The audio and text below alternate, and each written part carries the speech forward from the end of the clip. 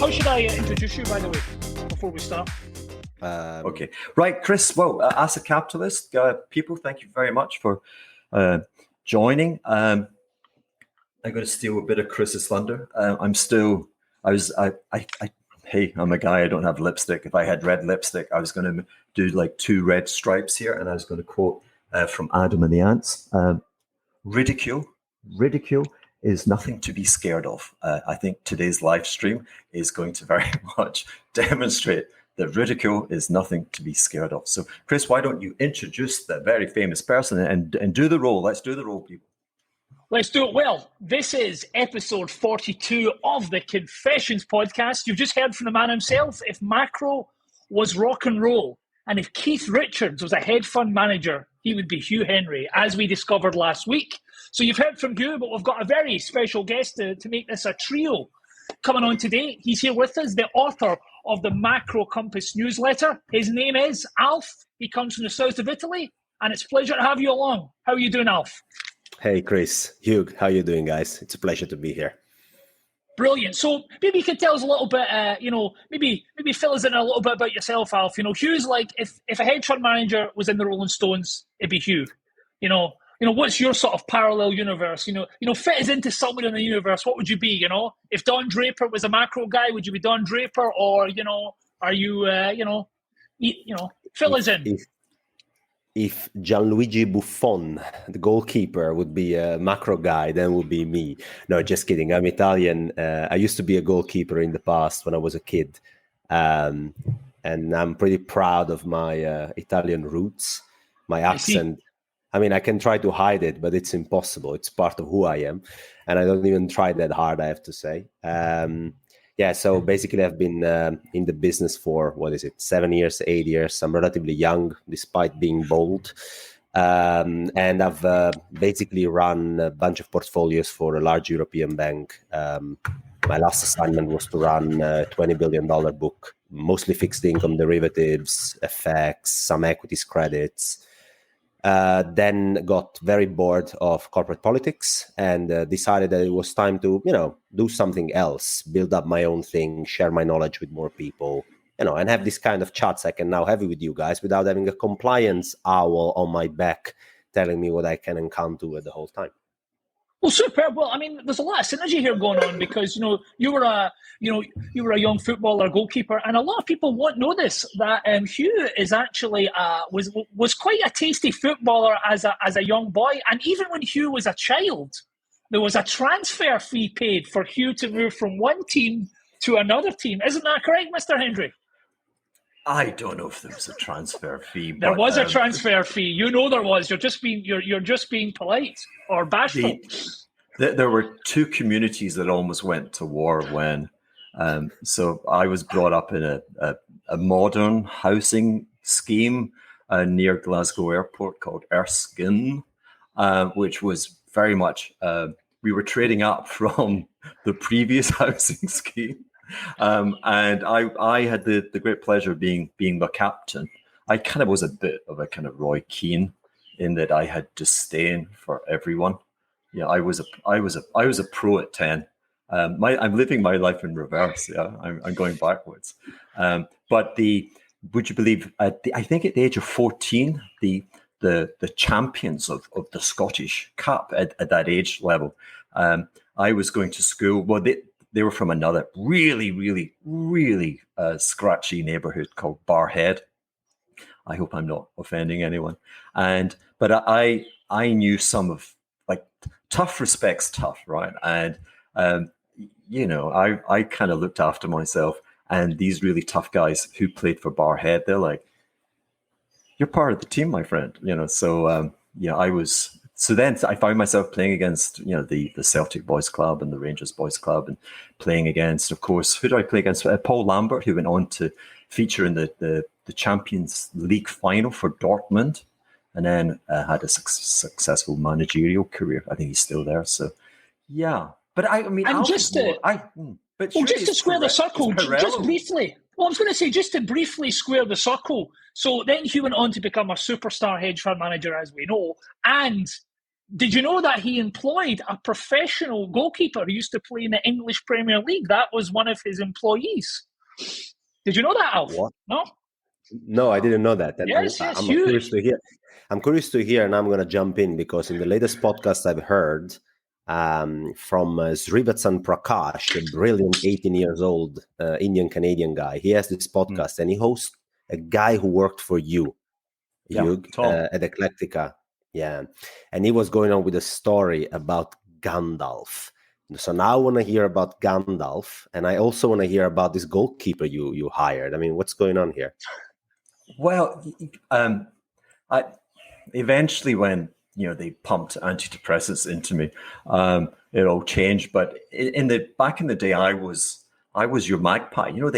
I don't know if it's urban myth or not, but this notion that magpies are one of these rare creatures that can actually recognize their image in a mirror. Boom, boom, boom, boom, boom, boom. Who's that? And so they are attracted by shiny objects, and their nest. They would have, like in the old days with a milk bottle cap, whatever. They would have these, and the original days of Eclectica, I had a magpie nest of crazy people. That's who I rolled with. Having said that, Espen. So we were talking about Espen Bardston, and Espen was born to Norwegian parents, but born in a beautiful town called Paradise, just outside San Francisco. And he's doing soccer, and of course he's doing your position, the goalkeeper. And he was talented, and he ended up at Tottenham Hotspur, when it was under the managerial guidance of an old school Scottish manager, George Graham. And he would read the Financial Times in the dressing room, and this stupid locker room. They're like, "Hey, why are you reading a pink newspaper?" That kind of thing. But he had a remarkable story because he was largely on the bench circumstances, but he did share the pitch with David Beckham, like going up against one of those famous bend it like Beckhams. But the most important thing was a self-starter, and as a professional footballer, he put himself through the BBC what's it called, Chris? The BBC University? Open University. The Open University. Yeah, it's like distance learning. You don't actually have to attend. You can sort of do it by correspondence. Yeah. And with his earnings, he invested in hedge funds, and he reached out to people. He was invested in my hedge fund. That's how I got to know him. And there was this, and I met all of my clients, and he came to visit, and there's always something funky kicking off. And he had actually been in Argentina when, which devaluation was it? But around, let's say 2002 or so, and he had been there when it was dollar reserves. The shock for the Argentine middle class was they had dollar reserves, but the banks closed and they wouldn't give you your dollar reserves. And so there's a custom where you take your pots and pans and you go out at lunchtime and give us our dollars. He was there, which I thought was remarkable. He'd been down a gold mine. He'd been down a gold mine in Nevada, I think, with Newmont. So I was like, dude, you have to work with me. And so we had some great tales. But yeah, so that's Eclectica back in the day. And Chris, remember, I need you keeping an eye on, people will be hitting us with questions.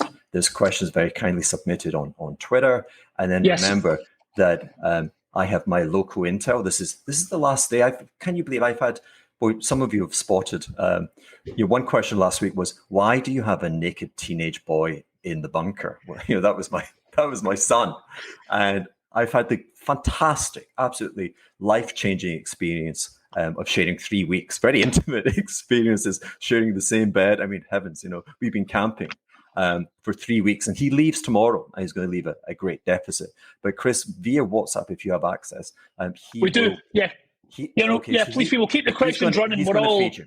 Okay. Yeah, so Chris, I've said enough. Back to you. Let's. It's a circular process here. Well, one thing I wanted to ask you guys, I wanted to ask the man that can see around corners and our beautiful guest Alf today. An article was put up, and it was 10 most popular stocks that hedge funds are buying. And I wondered, Hugh, if we could get the acid capitalist view on these stocks, and if you would be investing in them. So let me hit you with a couple of them. Home Depot is one. And another one in 9th place is General Motors. Any feelings on those two? Would you guys just do the list, because there'll be a commonality to all of it. Okay, Pfizer, number 8. Number 7, Exxon. Number 6, American Co. Number, hold on, let me just continue down the list. Continue reading, sorry. Number 5, Citigroup. And hold on, number 5. Christ. Number 4, Wells and Fargo. Number 3, Bank of America. Number 2, Berkshire Hathaway. Number 1, JP Morgan. I would recommend you panic. Okay, so lots of bank stocks, and there's a kind of, Alf's going to be a lot hotter on this, but I think it's a kind of twisted, simple logic that higher interest rates are good for banks. For sure, I would attribute. We want, like, to quote the great Jeff Snyder, we want higher interest rates. Higher interest rates tell you've got a functioning economy of commerce, of risk-taking, of growth. We have a Frankenstein system which is broken. We're in a depression. So I guess the enthusiasm, the look-through would be seeing a world which is healing, which is repairing, and a better world does have higher interest rates. I'm not pushing against that. I just don't think this world is repaired or better. And so I'd be kind of a little bit, I wouldn't be in that trade just now. Alf? Well, a lot of banks in there, Hugh, but also non-banks.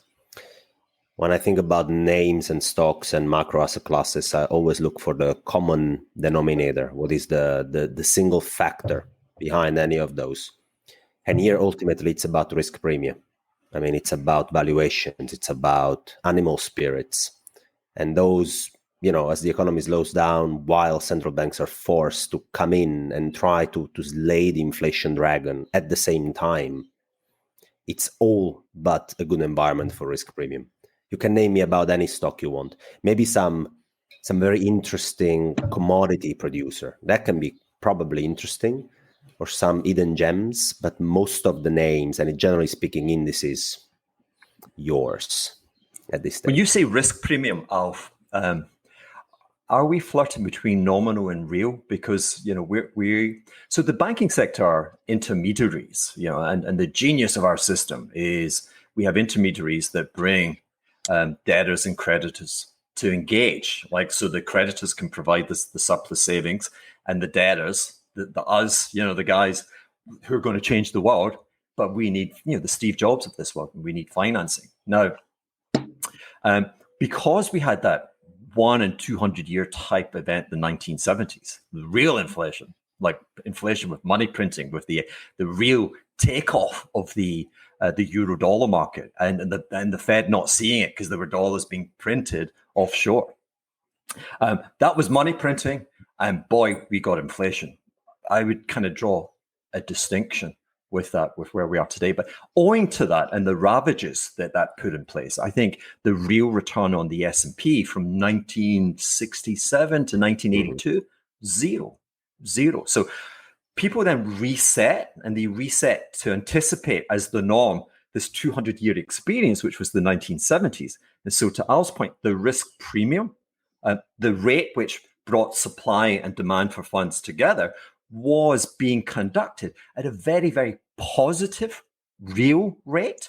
And so that was kind of weird because we were overcompensating the intermediaries and indeed the creditors.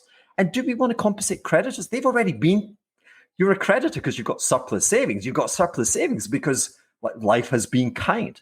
So we went through a system where it was the wrong rate, and where we are and today, and with I would say the strongest defense of QE was trying to reset the real rate and to bring recovery to rehabilitate the debtors, the people who define and take our economy forward.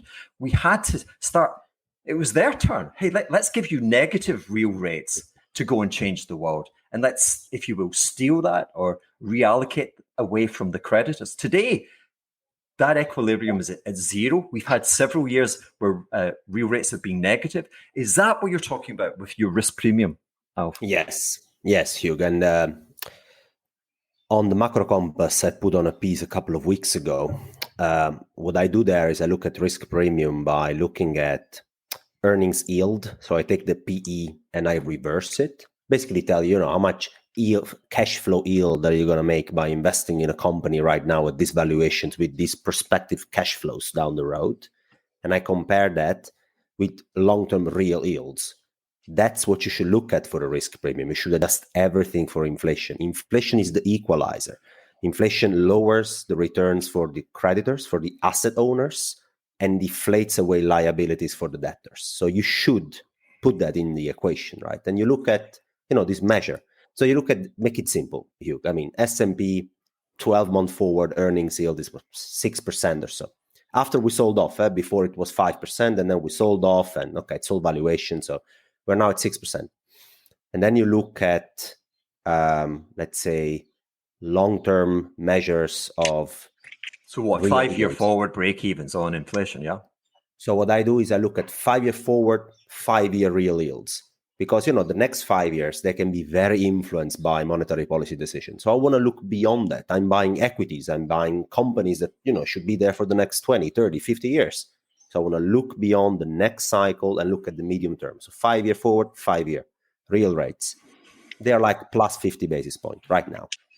So you get about five and a half. Well, hold on. They're plus, you lost me there. They're what? What's plus 50 basis points? The 5-year forward, 5-year real interest rates. So it's 5-year nominal minus 5-year inflation break-evens. So the inflation just now is about, that's run about 253, 300, 3%, yeah? Yeah, it's like 255, 260 for the inflation expectations. Right. And the nominal rates are about 3%, give or take. Yeah. So real rates between 2027 and 2032, 5-year forward, 5-year, are priced at like plus 30, plus 40, plus 50, roughly above zero. Okay, so you take the earnings yield, you subtract your risk-free real rate, like the very basic layer for all our decisions as creditors and as debtors. And you achieve what? The risk premium of about 5.5% in equities. Then what I do, Hugh, is I look at this 5.5% historically. How is that? Is that very high? Is that very low? Are risk takers being rewarded for the risk they're taking in allocating this in equities rather than just buying a treasury bond? Which is, I want to remember the audience here, buying a treasury bond is the safest form of money you can own in our monetary system. There is no other... Yeah, well, within with the caveat, because everyone will be saying, but in the commercially safest. Commercially safest. And let's reflect upon that for a second. How do we define in our system, Hugh, if money is credit safe? We look at whose liability is our money. So you have money parked in an American bank account somewhere at JP Morgan. If you have anything above $250K, your money is a liability of the commercial banking sector, of JP Morgan, which means that if JP Morgan goes belly up, your money is gone. Anything above 250K, it's not FDIC insured. It's not a liability of the government. Below 250K, it's a liability of the US government. Above, you're risking money at a commercial bank. You're taking interbank credit risk. If you buy a treasury, then your liability is a government liability. And one might argue that a government liability is the safest form of money than anything else at this stage, right? So that's why I say the safest form of money in our credit system, credit-based system. And so this 5.5% risk premium I was talking about before, I regress it against, the last 15 years, 20 years, whatever you want to use as a time horizon. And you know what I get, Hugh? I get just the average. It's not very cheap. It's not very expensive. It's nothing that goes, out of whack. And then I wonder, is this enough compensation for taking risks in this environment? I'm not sure about that. I don't think so. Well, there's another thing you can do. I'm going to show you part of my analysis. You rip it up like that, because I'm not seeing the live chat, but I bet you there's a smart person out there, because I've discussed this. So when you were talking about my other colleague at Toast. TOST or whatever. He sounds like a DJ, but Tom Roderick. We've discussed this. Sir Tom Roderick. One of the issues is that people I would object to, is using that earnings yield predicated either like, is it for the end of this year, the end of next year? Because it's, we just had the biggest ever bounce in economic growth. We just had the most extraordinary set of circumstances, and there's this guy out there, and he runs a bank. He's called Jamie, and Jamie's telling me that there's a big damn hurricane out there. There's an economic hurricane, and when it blows, those earnings. Remember, you need that compensatory higher yield from those equities, because those damn things are commercially risky. So, the hard thing is trying to find. A bit like Cape earnings, they're kind of smoothed across the cycle, and then having some ability to project it into the future. I find at today's point, I don't like the projection of that point against what we're doing with the bond yields. I agree in the sense that I didn't get to the E part of the equation, because earnings yield is the reverse of PE, so I should look at E at least. And the reality is that we have oiled the economic growth machine with credit over the last year and a half, actually, between 2020 and the beginning of 2021. The government woke up and said, I'm not going to allow this whole thing to crash. I'm actually not even going to use an exogenous reason, which is COVID. COVID was the perfect exogenous reason for the everything rally, the lever up, everything rally we have seen over the last 4 years to unfold. And they didn't allow that at all. They actually stepped up and said, I'm going to print some money, not bank reserves. I'm going to print proper money. I'm going to send it to Chris, to Alf and Hugh in their bank account. It's going to become bigger. It's going to fill their income hole. That was the initial idea. And then they overdid it. Then they printed. But can I stop you there 1 second? Because for heavens, my teenager is telling me something. You need to shift the emphasis to the viewers. Yeah. The good kid, Mad City, is telling me, you guys, shut up. No, the questions are coming in here. We've got questions. Okay, so guys, give us another 6 minutes, right? And then we're going to open up. So Chris, you time this, right? 6 minutes. You're on the clock. We're on the clock. We're on the clock, Alf. So theoretically, and it's like really trying too hard, but you could say that those checks were not, it wasn't. So QE is the printing of bank reserves, but when you go to Starbucks to buy a shitty coffee, if you offer them a bank reserve, they kick you out. Okay. So this is real money in the sense it was a check, you cash it in the bank, you go to Starbucks, and it's a greenback, and you have a shitty coffee. Okay.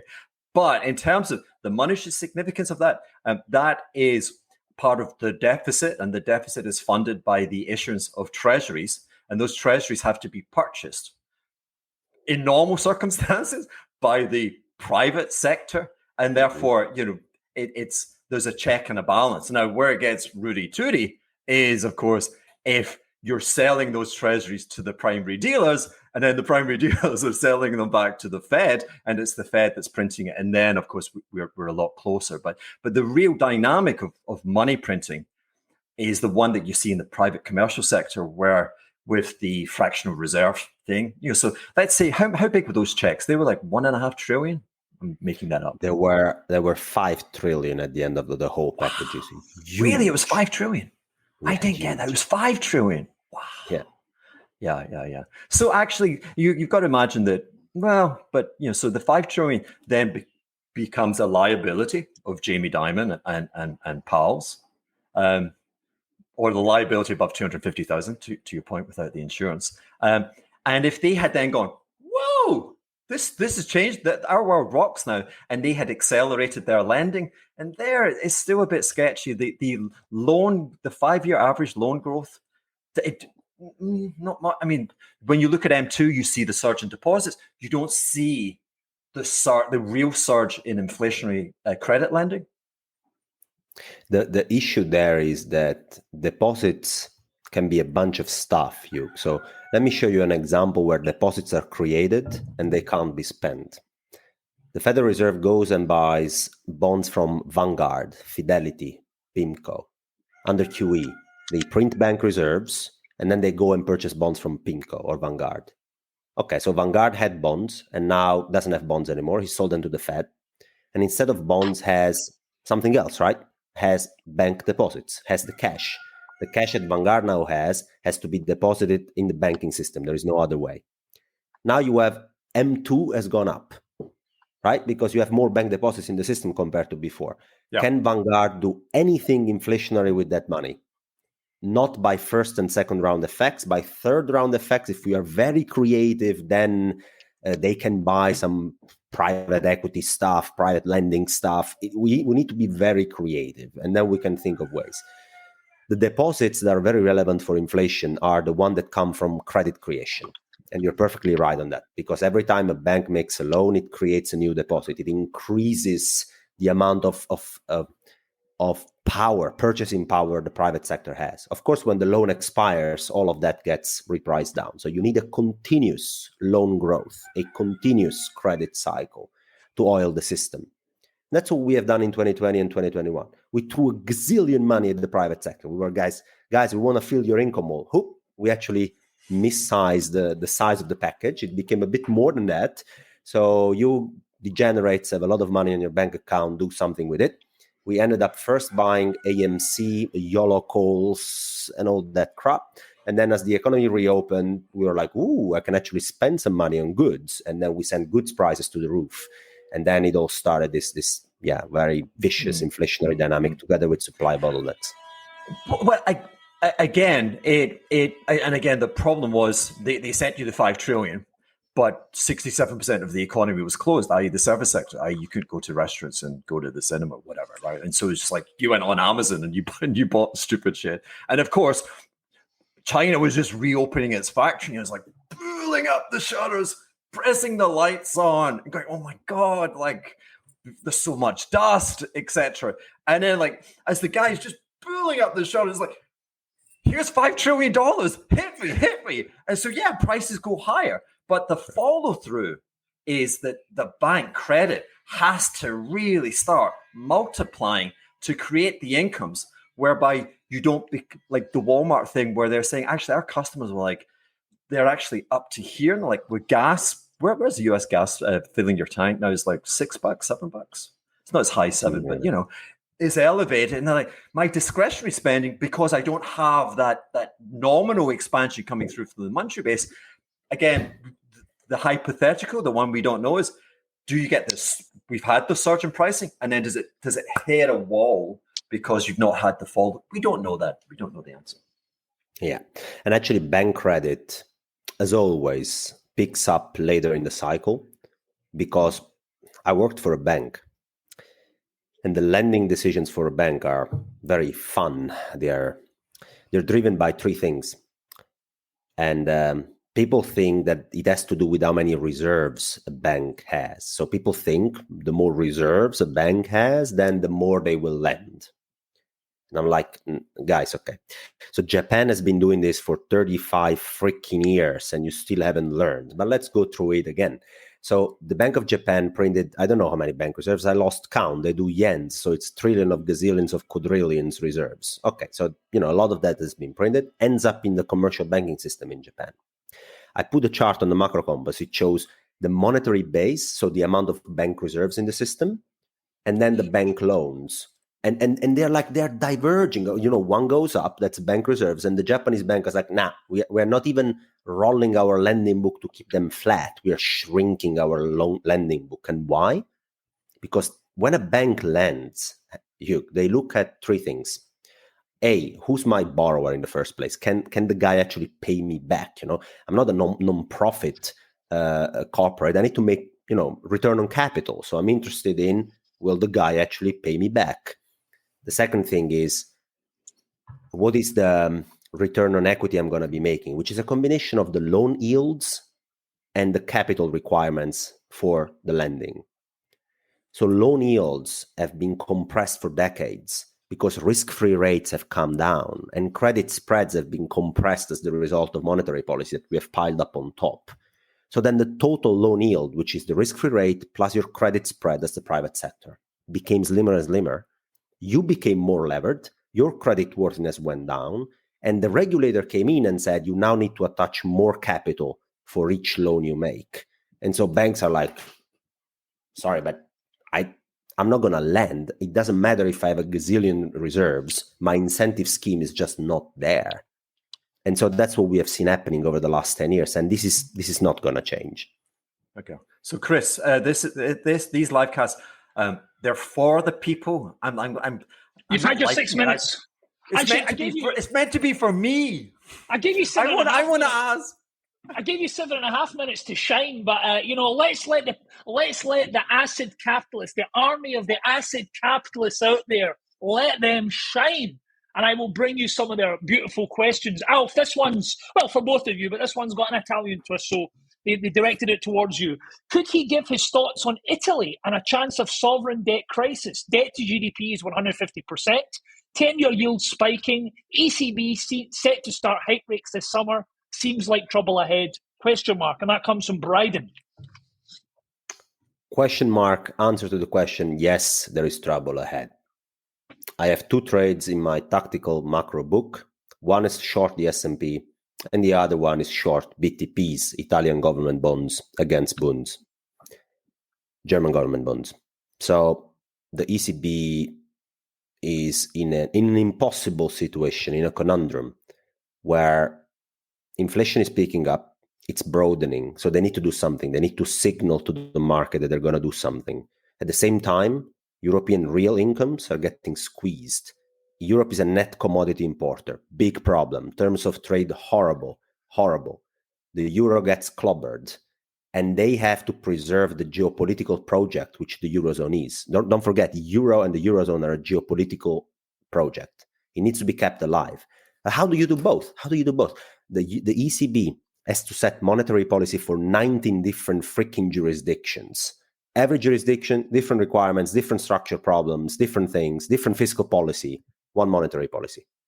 And in this moment, all the vulnerabilities are exposed. But unfortunately, the inflation problem is more relevant at this stage for them. So they'll have to sacrifice the BTPs, the Italians, on the altar of this inflation credibility fight here. And that's going to be a problem. And again, we're going to have BTPs widening, and then they freak out. Oh my God, we are disintegrating. What are we supposed to do? But before things get better, they need to get worse. And I'm afraid we're getting there. And remember that, it wasn't a one size fits all. Like the ECB rates were actually priced to rehabilitate the Italies of this world. They were inappropriate actually for the northern European countries. That was the quid pro quo. And so the danger is that flips, and actually you impose the rates necessary for the northern European economies, and Italy doesn't work on that basis. But why also doesn't work? If I can pile up on the situation, I'm Italian, I feel a lot about that. Italy is a place where the private sector is completely cut off from credit. It's almost impossible to get credit as a private citizen in Italy. Why? Because, for the last 20 years, we have basically, the banks have lent to crap projects. They're full of so-called NPLs, non-performing loans.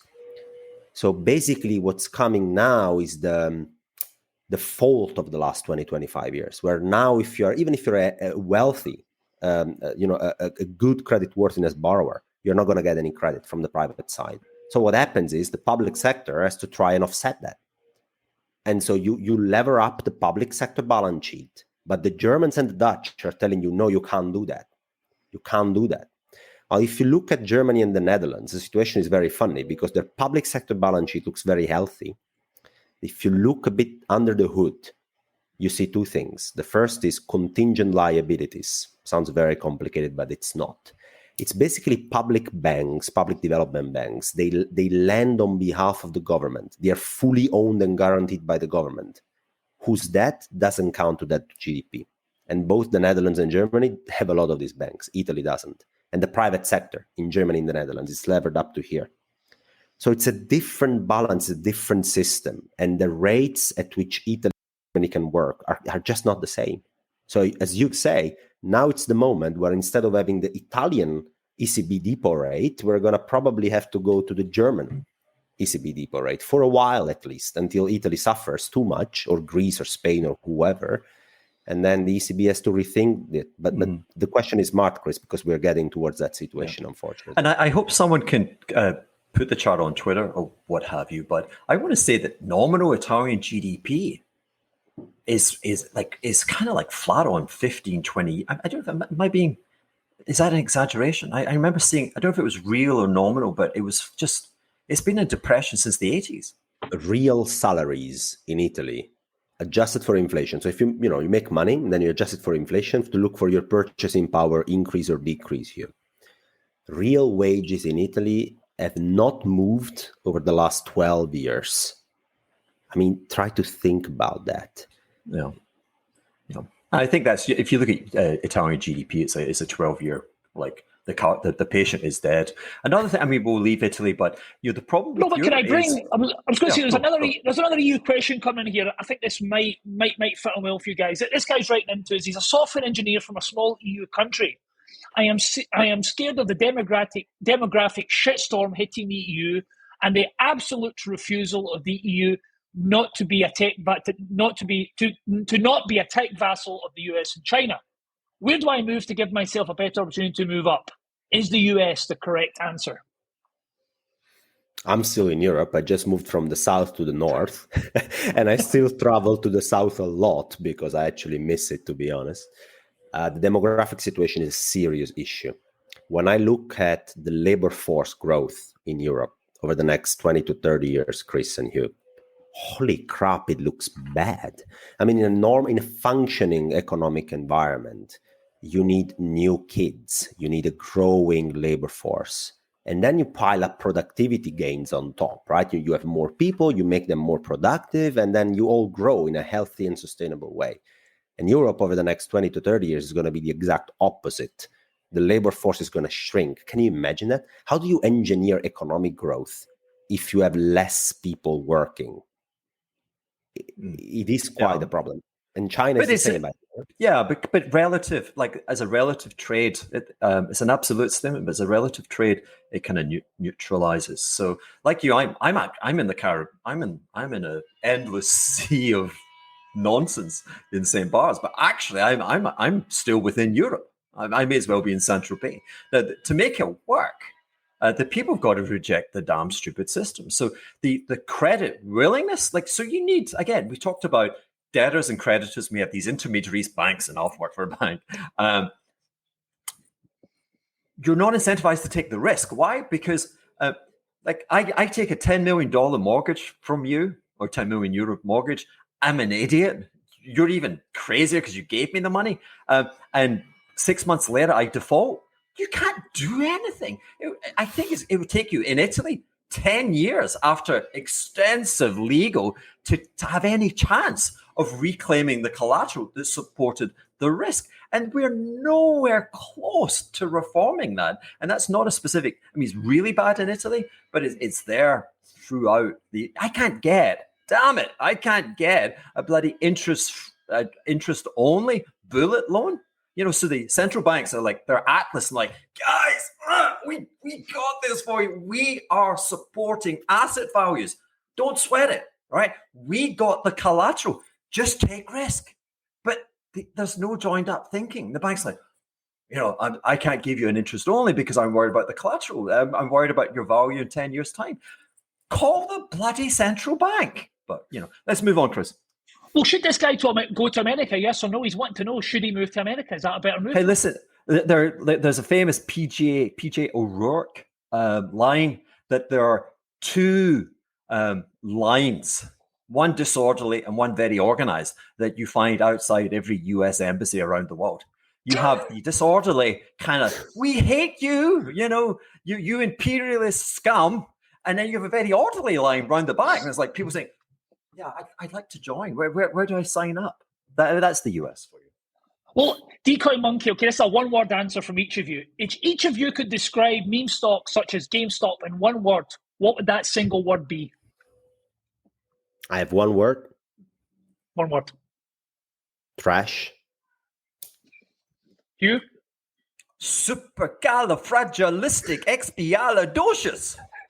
Is that one word? Yeah.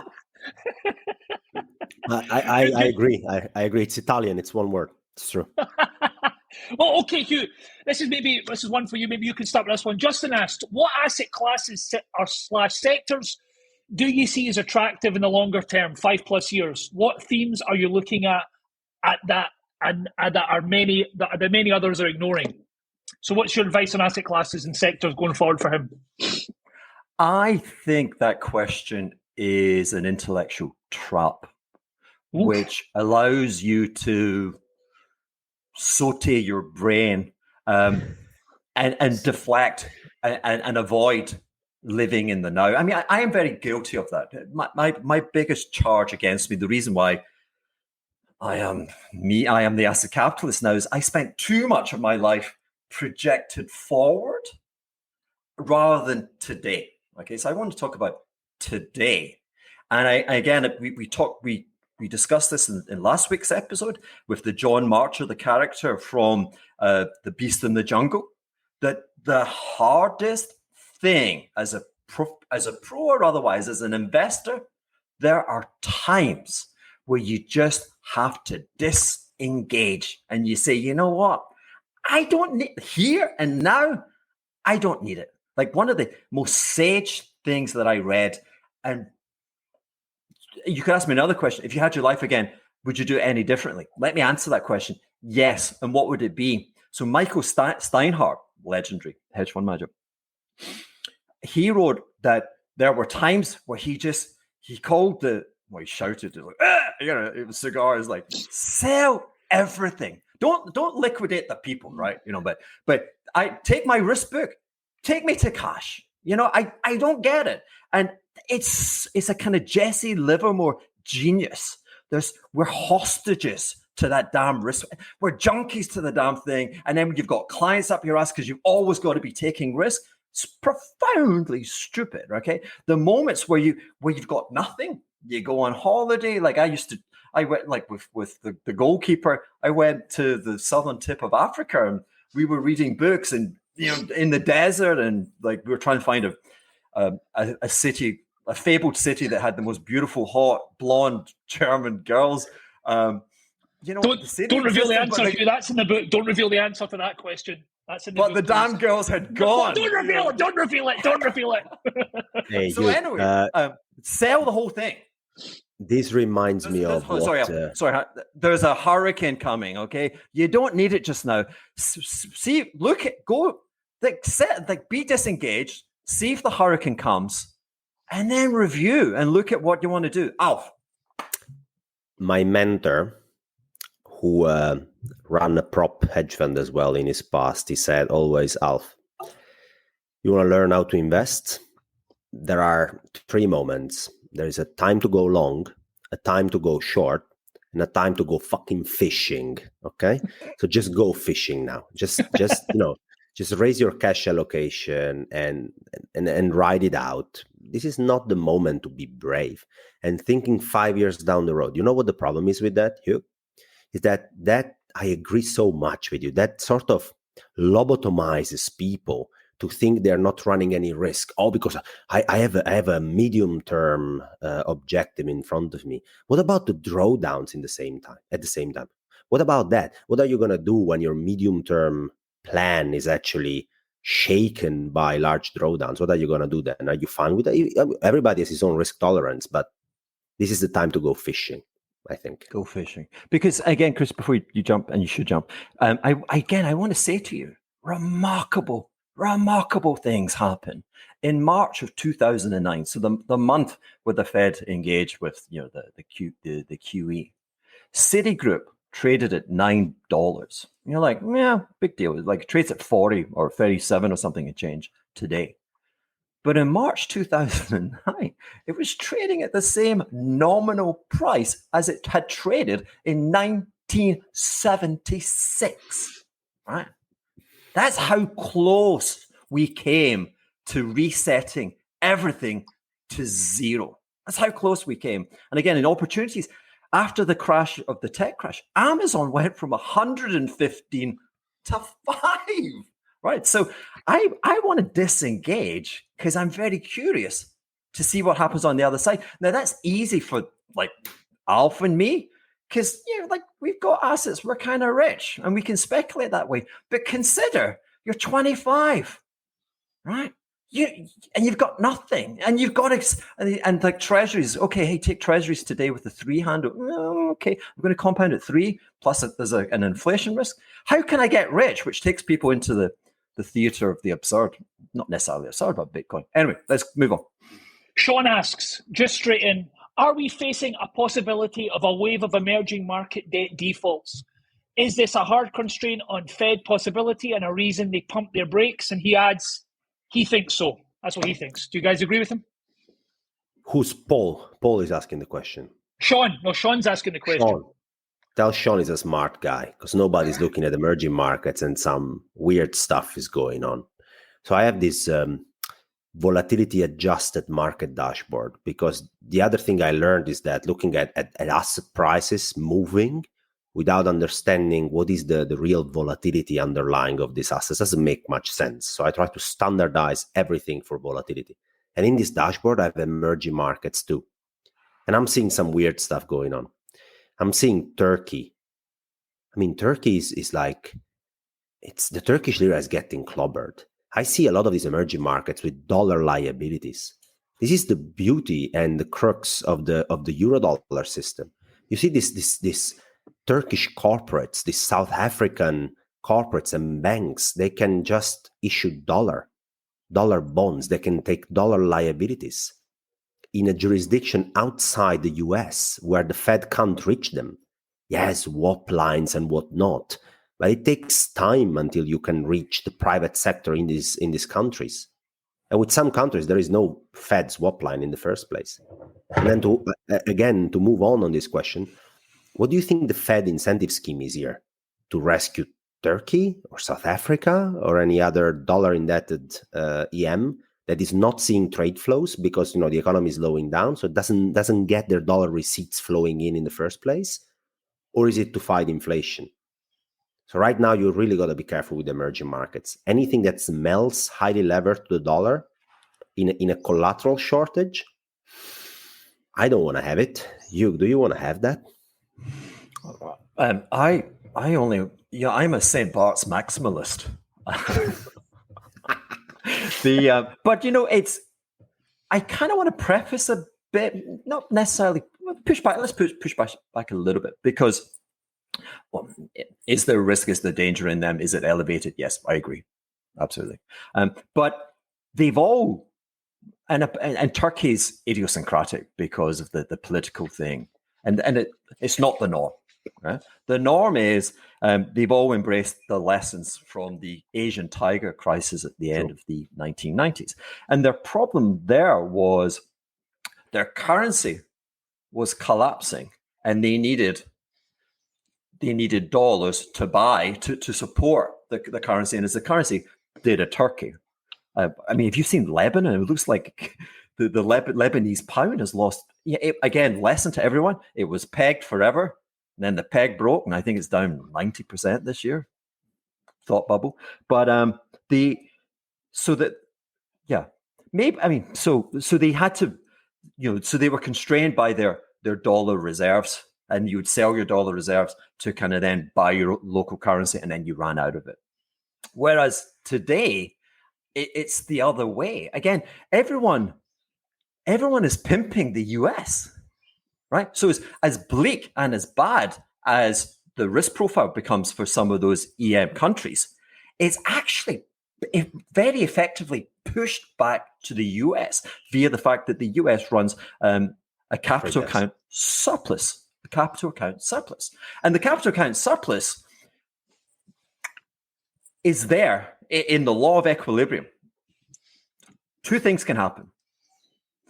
Investments can go up with this wave of capital coming in, or savings can go down, because the effect of balance of payments is the gap between investment and savings has to move, has to change, right? And so that's again why the US, the idea of it being an empire and telling everyone what to do, the Philippines are telling the US what to do, because the mechanisms, the dollar gets higher and higher and higher. So another way would be that the trade is the dollar rather than, for sure, clever, smart, idiosyncratic risk trades in EM. I got it.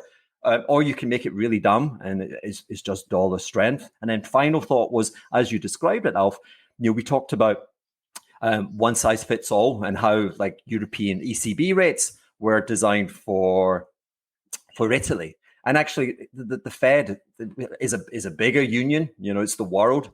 And again, the world that we've lived in the last 15 years was the Fed rates were designed to keep EM alive. And maybe it was inappropriate, maybe not, for domestically. And again, if that's resetting and the Fed is taking ownership of it, again, you want to disengage from risk. Well, Hugh, you just mentioned that you are a St. Bart's maximalist, as we know. You are, and also we know Macron's your custodian bank, isn't he, of your family office? I think we've discovered what we talked about last time, didn't we? But there's a question here about property. So LA, Larkin asks us, what will happen to the mega inflated LA property market? And he's talking about sort of values of over 20 million. What's going to happen there, guys? Any thoughts? Yeah, it's already compressing. So the unusual feature, and it wasn't a black swan. It was just poor analysis from the credit community in 2006. Was that we could never see a nationwide dip across all states in U.S. house prices. They're very rare, and their risk parameters and their risk taking was based on that will never happen, and then it happened, and the Citigroup was trading at the same price it was in 1976, and it should have traded at zero. Are we in that situation today? I want to say I don't think so, but are we in an environment where some local really, really hot markets can fall 20-30%? Yeah, for sure. What do you think, Alf? All hail King Hugh Hendry. Nothing else from my side. Chris, talking about hot markets, like St. Bart, this thing I'm in, this is a $30 million property. I'm building one down there. It's going to be a $30 million property. I'm going to have a domain. It's going to be $100 million. I live like a gypsy. I don't need it, but it's a game. Maximalist. But somebody here. Sorry, carry on, Hugh. Sorry, carry on. No, just to say, but what distinguishes this market is the absence of leverage. And someone's saying, yeah, everyone says that before it goes boom, and you discover the leverage. But we went through 2008, prices plateaued for five years because you can't get a mortgage. Banks around the world will not accept St. Bart's land as collateral, and so you typically come in as this is a rich person's place, and so you kind of say, okay, well, how much do you need? $1 million? Done. Okay, let's do it. Anyway, to your point, Chris. Well, somebody asked you, because they were, one of our people on Twitter was saying that they love when you look at, the goods, but someone was going to ask you, which company sectors, commodities will be the big losers over the next 2 years? So they're looking at the negative, not the positive. Well, I wouldn't be desperately keen on Home Depot, which I think was number 10 in the hedge fund most loved, which It I think was, is a yes. function. Yeah, because remember, we gave 5 trillion to kind of people like playing like video games and buying mem stuff. Mem. My son keeps saying, why does people like, we all pronounce mem wrong. Anyway, and they're like, hey, here's $5 trillion. And they're like, what do I do now? You know what? I need a new kitchen. Boom. And Home Depot is open. Boom. And like Home Depot, yeah, it's like a rocket ship. Now do I want Home Depot? Not really. And Ralph said, Alf said something earlier, risk premium. I keep going back to Rio Tinto, which is a global diversified miner, is on a 9% dividend yield. And I think again, Jamie, my new buddy Jamie, he's like, hey, oil's like $117. It's going higher. It's going a lot higher, right? It's like, because what he's saying there is, people remember that the crazy lockdown shit in China, right? They're going through the same analog again and again, Groundhog Day of March 2020. Like people are not. I mean, they're opening up now, but people have not been driving, so the refined gasoline figures down like 20-25%. When that reopens, oil should be trading at 140. As China comes back on stream, it will trade on 140. But then the 5-year question is, and I think Jamie was hinting at it. I don't want to put words in your mouth, Jamie. My imaginary friend, the chairman of the largest bank in the world. But in 5 years' time, Jamie's kind of saying to you, like, try 250, maybe 300, because we're not extracting. So. Alf, where do you see the underperforming sectors, commodities, in the next 2 years? Where do you see the disaster zones? Who underperforming commodity sectors over the next 2 years? Yeah, he's curious about commodities, companies, that kind of stuff, over the next 2 years. Because we're always usually, I think, Hugh's always looking at the glass half full, not the glass half empty. So we're going negative here. We're going negative. I'm gonna say something interesting now. Gold. And why? Because if we have to make sure that this equilibrium in real rates gets moved towards the accommodative, to the less accommodative side, then you're going to be making owning dollars and euros less punitive than before. And so as you make that less punitive, then the appetite to buy gold is going to be less than it was in the past. That's all I'm going to say. Guys, I think I'm going to get through a divorce, which is not necessarily a bad thing if I don't actually go. I think probably I should stay because of that, but for the time being, I still prefer to have a wife. Is that okay by you?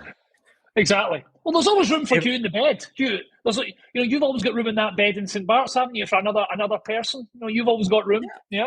My son's moving out. I mean, ship them in. Slide in. Every good life needs a great wife. Yep. Go for it. Thank you so much for joining us. We'll continue. We'll probably continue just talking to ourselves now that the great Alf leaves the room, but we'll crack on. Thank you very much for finding that time and say hi to your beautiful wife. It is a pleasure to be here, guys. Every time you want me back, just shoot me a message and I'll be here. Thanks to the community. It was great to meet you, Alf. Lovely to meet you, and I'm sure everybody else did. And thank you so much for your insight. I learned a lot, and I'm sure other people did. So, ciao. So yeah, and then there were 2, Chris. We're back to the old duo. Well, Hugh, there's still plenty more questions coming in to you. Do you want to take a few more? Do you want to go solo and take a few on as they're coming in here? Alf was great, but wasn't it? It was great to speak to Alf. I had polemical questions. I had things which are stuck in my mind and I don't have answers to that I really wanted to ask Alf, and I'll have to wait another time. I'm going to get Michael Pettis on. I before coming on, it's midnight in Beijing. I'm like, Michael, hi, it's Hugh, St. Bart's. How are you? Would you like to spontaneously combust and come on the show? I think he's in bed. Anyway, let's go. Okay, Pharrell asks Hugh, are you bullish on any green energy commodities, i.e. lithium?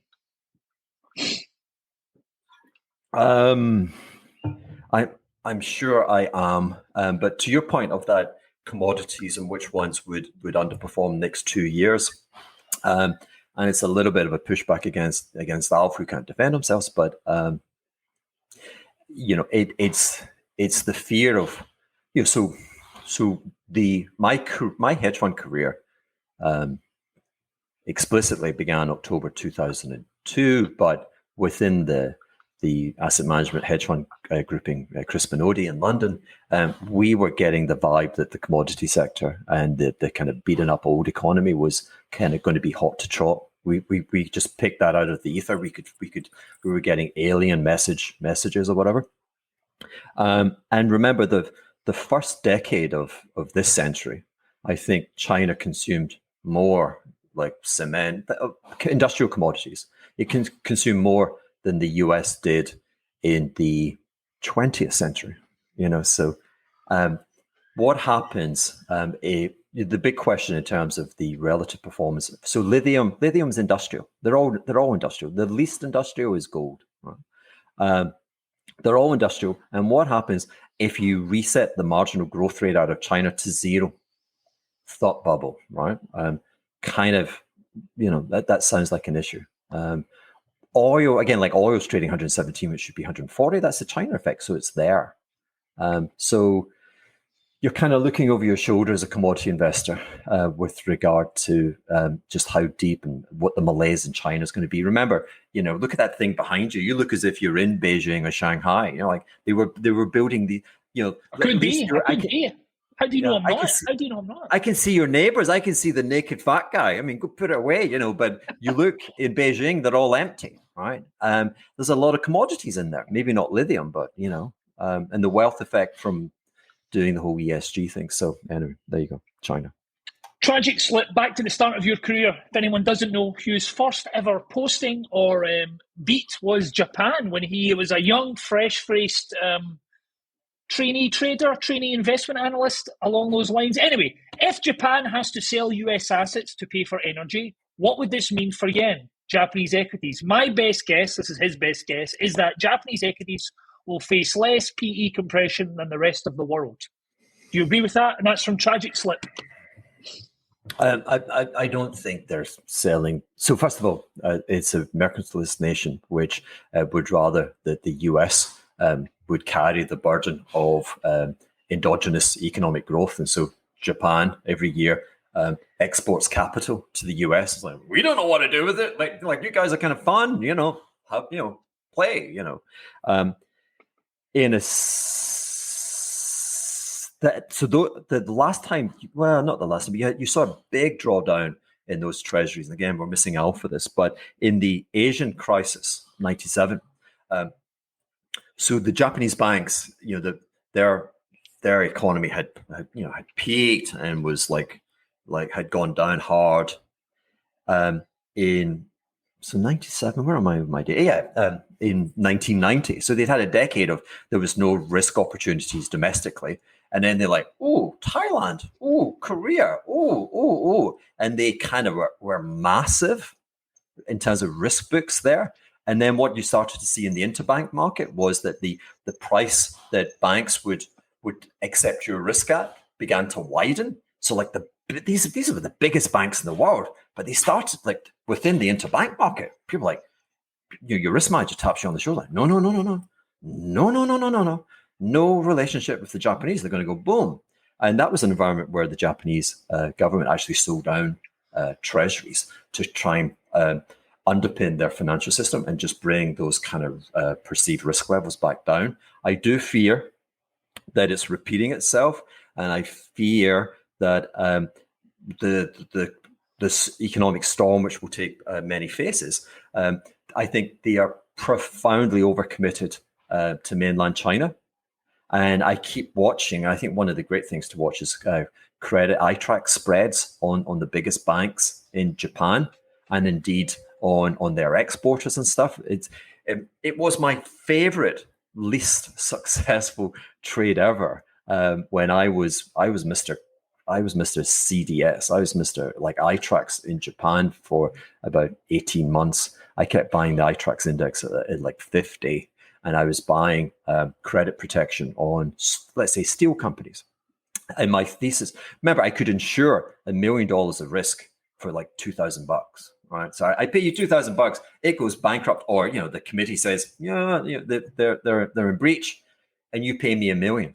2,000 and you pay me $1 million. 2,000 and you pay me $1 million. 2,000 you pay me. Still priced that way. And my incentive for that was China had this ambition of having 1 billion tons of steel domestic capacity. And I was like, what? The US steel domestic capacity is like 110, 120, right? China was 10x had the ambition. And so I was like, ooh, that kind of feels perilous. Fast forward to today, the Chinese got to 1 billion. And actually, it was kind of smart for the time, because like those buildings behind you, they take a lot of steel, right? And the demand kept up with the supply.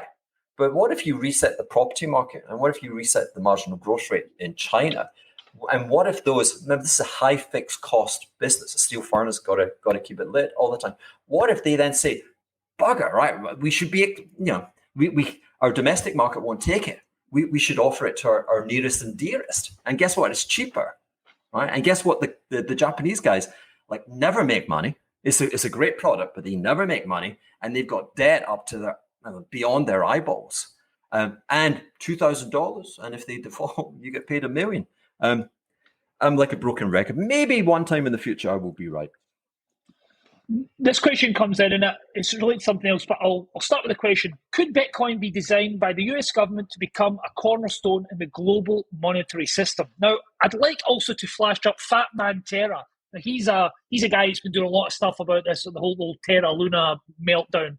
He goes on Twitter as Fat Man Terra. He's got a good following, and he wrote, a bit like I think what Hugh, I think, is going to say, I love the cryptocurrency ecosystem, and it may have a bright future, but the biggest problem we have no address is the sheer lack of accountability, the lack of integrity. Liars, grifters can swindle at an unimaginable scale. The community must act. So do you feel as though we could have Bitcoin if it was more accountable and more checked on and more people were involved? Or am I putting words in your mouth here and ideas in your mind? You're putting words in my mouth. So let's say something positive. Like, what's strongest validation for that happening? The frictionless costs of moving Bitcoin. Right? Boom, done. Okay. Whereas we lived up until the 1930s, we lived on a profoundly silly system whereby the difference in your balance of payments was addressed by the physical shipment in ships of gold bars. Gold is heavy, dense, and the shipping cost, I want to say, was of each transaction, it was like 1%, and with all these ships going, like, it was profoundly expensive. So Bitcoin solves that. Okay, but against that, okay, again, it's the confusion of what do you want money to do? Okay, so and what is money? So in this context, we're talking about money as a reserve asset. Okay, a reserve asset for sovereigns. Okay, a reserve asset for you, Chris, would be you release that book, it becomes a movie, you are touted in Hollywood, you get a deal on the film, and like 10 years time, you're in Beverly Hills smoking a cigar. It's like Hugh, Hugh Hendry. Hendry, who are the Hendrys? And with your hard-earned graft, you've got assets, and so your reserve assets would be, I want to transport these assets into time. I want them to be saved from commercial risk, from the risk of inflation. I want them to be worth a lot more in the future. Right? That is not what a sovereign's doing. The sovereign. So the biggest clients for these for reserve currencies, because reserve currencies are then put into silos called treasuries. You come into capital markets and you buy components of the capital markets, and by and large you buy treasuries. The number one priority is liquidity. That you've got to be able to. China in maybe 2018, or was it maybe 2015?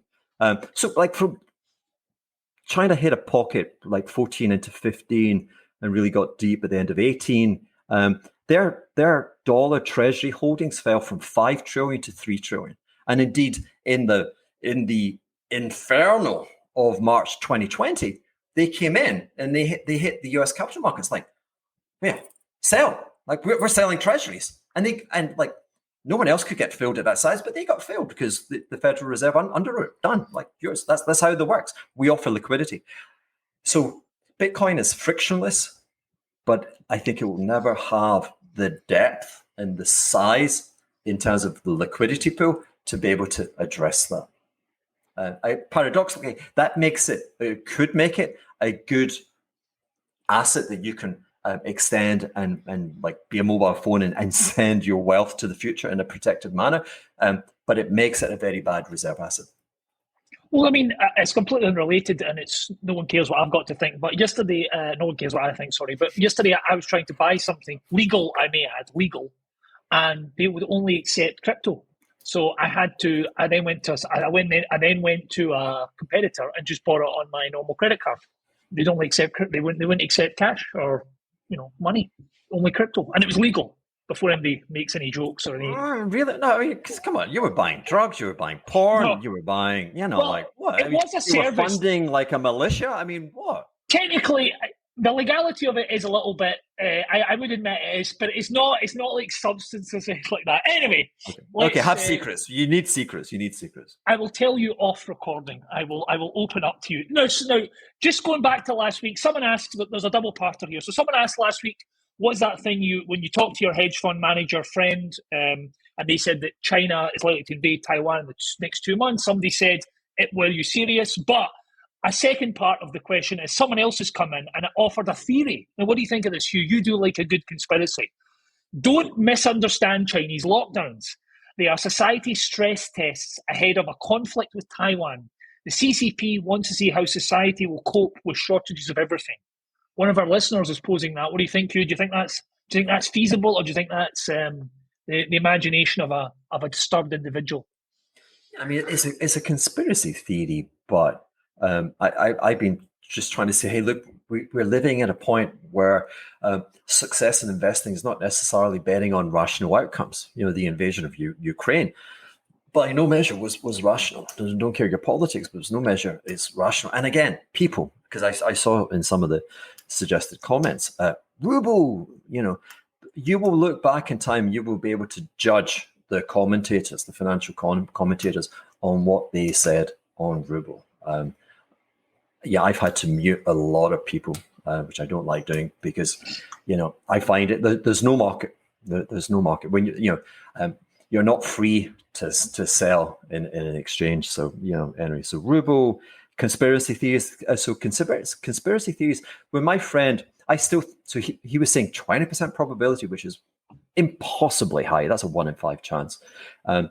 But it did elicit the response in my head that the lockdown thing, the taking down of important strategic sectors of creativity, namely the domestic tech industry, like the taking away of dreams and aspirations, makes me feel uncomfortable. And it's they're of a different political bent, and occasionally we get these.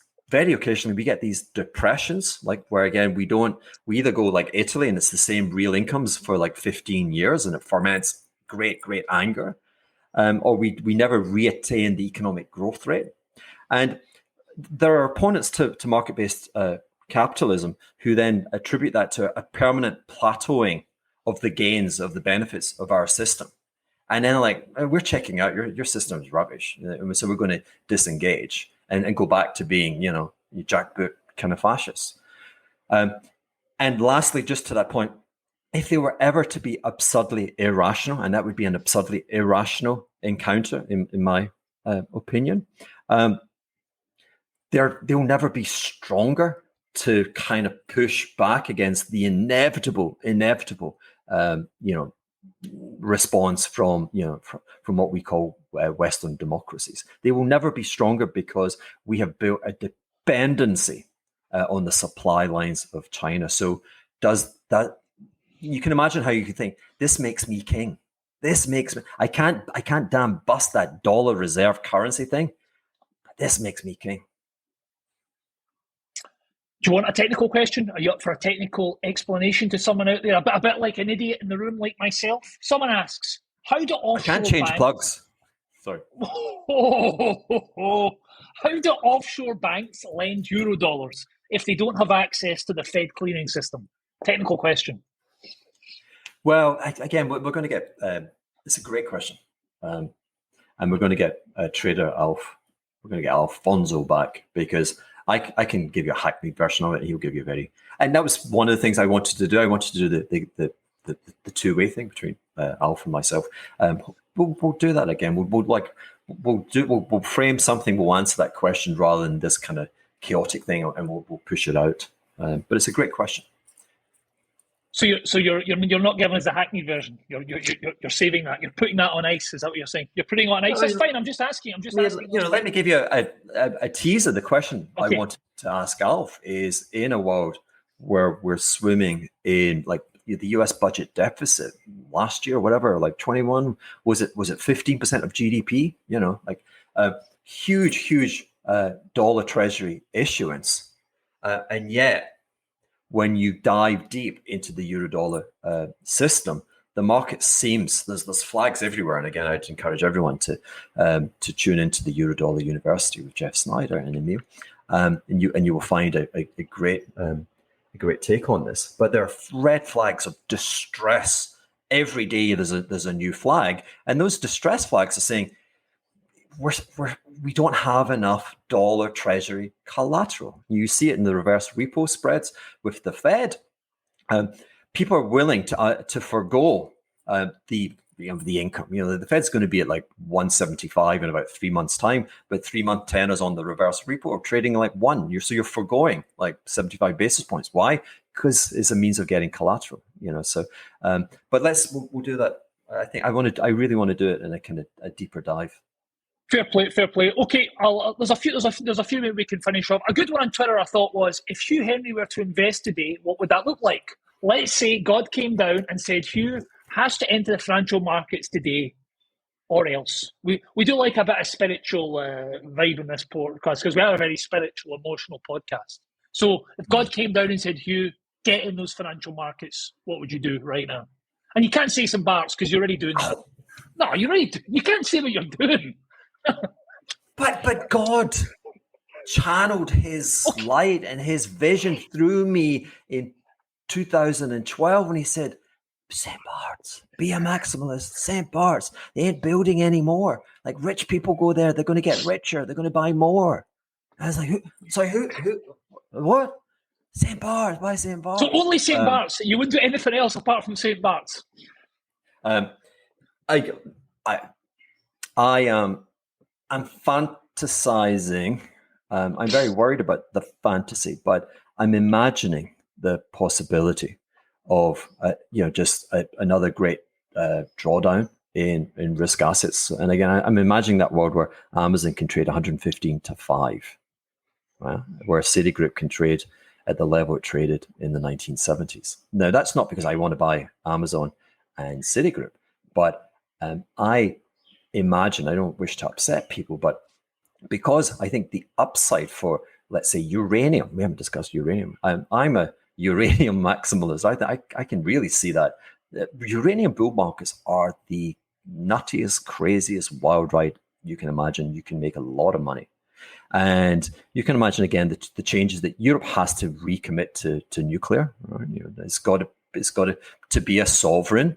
It needs to secure domestic energy. And that's just one tiny little example. So I can see uranium being much, much higher, but so can a lot, like not everyone, but those who've done their homework, those in the know, like when you do it, you get giddy. You get giddy with excitement about the potential, about what could happen.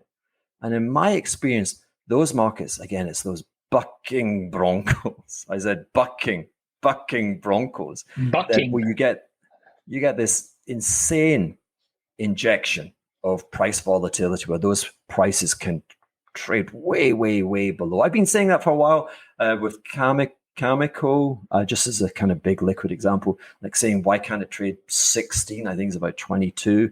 And the market keeps saying, no. There are price gaps because, again, you see these disturbances in the price universe where like little news items come and the stock's closed and it has to open and they can't open it. And the first tick is 10% higher or 5% higher, whatever. And that's the giddy excitement of like, oh my God, we're going to make so much money. I don't care. Buy up 10%, buy it, buy more. And then when you get a macro reset, this is a macro reset. Yeah, a storm is coming. I find that you probably go back and you retrace. Like the market is méchant, we say in French. It's vicious. It's nasty. It's not got your best interests at heart. The system and how we create the system, I would say it's poor Brent Johnson got into a fight on Twitter this week on Ayn Rand and the role and the virtues of being selfish. I don't want to go there, but the system kind of. Whatever, I'm not going to go there, but so the system, I think, ultimately, with its selfishness or kind of remoteness, you can prosper within it. But when it comes to speculation and markets, those bucking broncos are set to knock you out. Jesus, the guy with the beard and the shoes, miracles, weddings, Cain, like bread, fish, wine, really good wine. And what is the chief disciple? The guy who's seen the future, the guy who's seen the Almighty. And what does he say when the guards come knocking? Never heard of him. I told you we're a spiritual podcast, people. We are spiritual on this show. Now, KQ, final, we'll give you one more question. We're quite a long show. I'll give you one more. Up for one more? Right, okay. Yeah, one short one, and then you take us into the... I will do. Well, let's finish. Okay, US fantasy economics has beaten Prozac mercantilists. This is the realization the world needs, right? Ask Paul.